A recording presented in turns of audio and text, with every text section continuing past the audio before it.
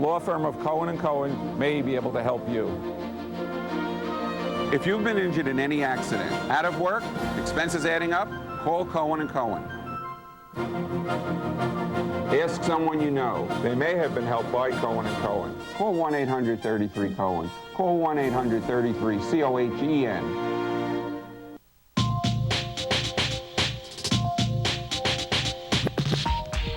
At Infinity's limited engagement sales event, the car of your dreams is waiting.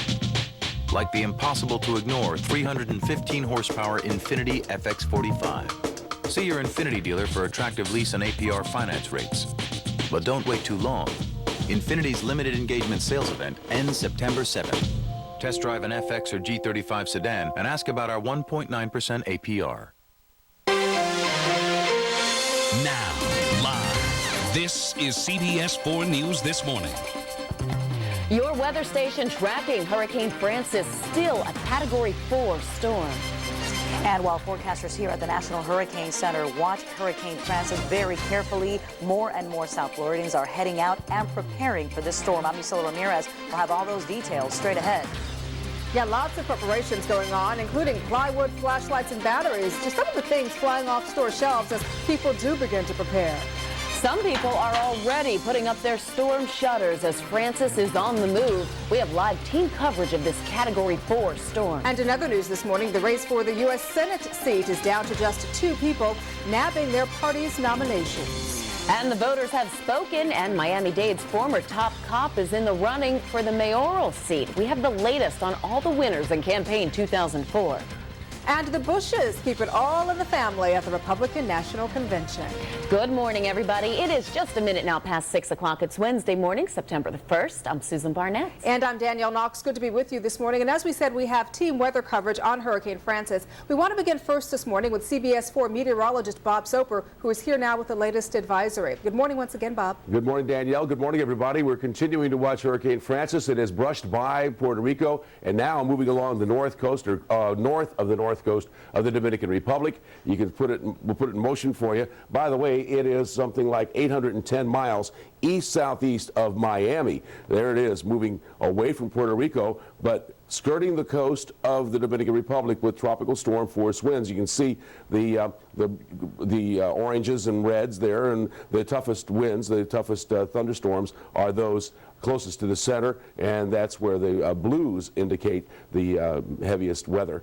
It's down right, just barely, just brushing the coast of the Dominican Republic with some possible tropical storm force gusts. Here's a look at the radar satellite out of San Juan. So we're going to see the eye there. That's at 7:30 last night. Very, very clear. And you can see the heaviest rainfall stayed north of Puerto Rico. Now, as it continues to move toward the northwest, this is a pretty long way for the radar to look out there, but you can see some rain band there, a little bit of rain moving into the north coast of the Dominican Republic, but far and away, the heaviest rain is well offshore of the Dominican Republic. All right, we've got a tropical storm warning continued for the northern coast of the Dominican Republic. Then we move into the southeastern Bahamas, Turks and Caicos with a hurricane warning, and the central Bahamas continuing under a hurricane watch. Now, earlier we talked about when we might go into hurricane watch, and thinking about it some more, it would seem that morning on Thursday would put us under a watch because of the proximity of the storm. But the Hurricane Center likes to put out these things when more people are around and awake and so on. So it may be as early as tonight at 11 o'clock. So tonight or tomorrow morning, we might be under a hurricane watch in southeastern Florida. All depends on how fast this thing moves, but we'll keep an eye on that for you and show you the stats right now. 5 a.m., 21.2 north, 68.5 west, 140 mile per hour winds. That is a Category 4 hurricane. Moving toward the west-northwest at 17 and at 625 miles east-southeast of Nassau. It's about 170 miles east of the Grand Turk Island vicinity, so it's due east there. So it appears as though the track would take this just a little bit to the east of the islands, and that would be good news, at least the southeastern Bahamas, because that's the weak side of the storm there. Then by tomorrow morning, over the southeastern Bahamas, and then the central Bahamas in the morning on Friday, and then moving a little bit slower between Friday and Saturday, coming in somewhere along the east coast of Florida from up just south of around St. Augustine, let's say, down to about Key West west in the Keys and looking at the possibility of error there, even though the consensus of the models brings it like that. Forget about that. It could go to the Keys. It could go way out in the Atlantic, which would be the best for everybody, but that seems doubtful. All right, and then we extend the track out through the weekend into Monday, and you can see possibly affecting New Orleans or possibly even South Carolina, most likely somewhere in there, and diminishing in strength as it moves over the shoreline. All right, what we're looking at today, a dip in the low pressure right here, where we got just the winds dipping right there, and that's going to help to kind of weaken this high, erode it, if you will, on the western side, and so that high is going to become a little bit weaker, and that's going to allow that path to continue toward the west-northwest over the Atlantic and over into the Bahamas. And then as we go through tomorrow into Friday, does that high become stronger as that dip moves away? Possibly. That's a question, and the question is how strong it might redevelop. But we also have stronger flow here, and that could help to influence the hurricane to stay away from at least southeastern Florida. So those are all the parameters we're looking at right now with Hurricane Francis. Now, what's going on with our local weather? Pamela Wright. Hi there. We've had some thunderstorms overnight, pretty rowdy in fact, and some locally heavy downpours, so wet up and down the major roadways this morning, but we're getting a break from the rain right now, and probably don't need to tell you, these downpours have nothing to do with Francis. Very warm, 84 degrees in Fort Lauderdale right now, 80 in Pembroke Pines, 79 Miami at the airport. What we're seeing is a little upper level system rolling back over us from the Bahamas, so a cloudy morning with showers at times, and this afternoon certainly the possibility of having more storms around. Given that we're coming up on a holiday weekend, and no matter where this storm is going to go, the proximity is going to be such, it's going to get close enough that we all are going to have a lot of plans to change and preparations to make. So those are also the kind of things we'll be able to tell you over the next couple of days, whether it's ball games or school schedules, things like that. So a lot of things will be changing, even if the track of the storm becomes more beneficial to us or if it does not. So those are things we'll be certainly concentrating on today, and we're going to have hourly updates starting throughout today. 90 degrees, a couple of downpours later on this afternoon. See you again in just a little while.